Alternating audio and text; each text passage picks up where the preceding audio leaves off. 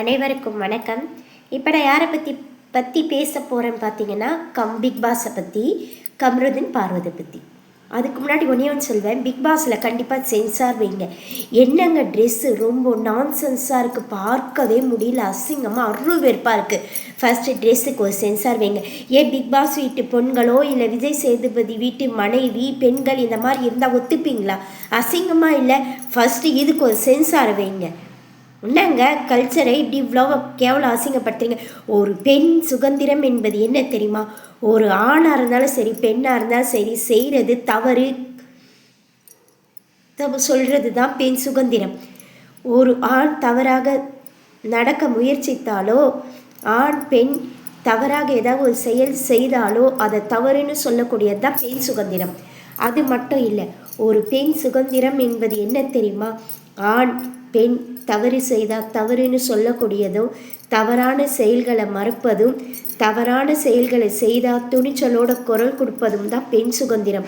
பார்வதி பண்ணது பெண் சுதந்திரம் அல்ல, பெண்மைக்கு உண்டான கேடுகட்ட செயல், பெண்மைக்கு கலகம் ஏற்படுத்தக்கூடிய செயல், பெண் இனத்திற்கு அசிங்கம் அவமானம் தேடி தரக்கூடிய செயலை தான் செய்தது. ஒன்றே தான் சொல்வேன், கம்ருதீன் மாதிரி ஆண்களுக்கு ஒரு பொண் கூட சேர்ந்து பப்புக்கு போகிறது, கிளப்புக்கு போகிறது, தவறாக நடப்பது, பேசுவது, குடிப்பது, இதைக்கெல்லாம் இருப்பது காதல் அல்ல. இதற்கு பேரெல்லாம் வேறு. எப்போவுமே கவர்ச்சிக்கும் தவறானத்துக்கும் நாம் அடிமையாகிட்டோன்னா ஒரு பெண்ணாகட்டும் ஆணாகட்டும் இருவருமே இது என்றைக்குமே நிலைக்காது. இதை விட ஒருத்தி அழகாக வந்தால், இதை விட ஒருத்தி இன்னொன்று எல்லாம் படியாமல் இருந்தால் மாறக்கூடிய செயல். ஒரு சிற்பி ஒரு கல்ல ஒளியால் செதுக்குவது போல தான் ஆண்களை மனசளவில் நல்வழிப்படுத்தி நடத்துகிற உறவு மட்டும்தான் நீடிக்கும். தவறாக நடக்கிற உறவுகளும் கவர்ச்சிக்கும் மற்றபடியான அடிமைப்படுத்தலுக்கும் என்றைக்குமே நிரந்தரம் அல்ல, அந்த உறவு நீடிக்காது.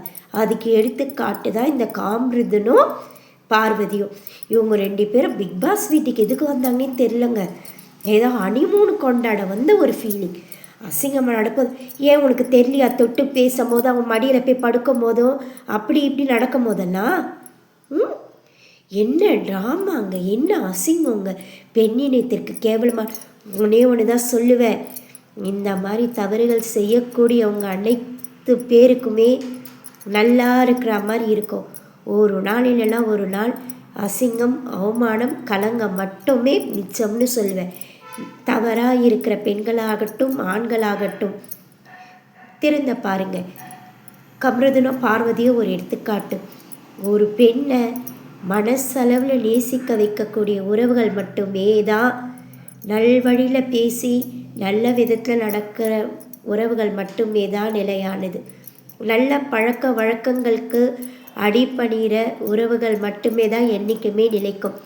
மனசளவில் நேசித்து மனசை மட்டுமே விரும்பி மனசோட ஒன்றி இருக்கிறது மட்டுமே தான் சிறந்த உறவு, என்றைக்குமே நிலையானது, என்றைக்குமே உயர்தரமானது. நன்றி, வணக்கம்.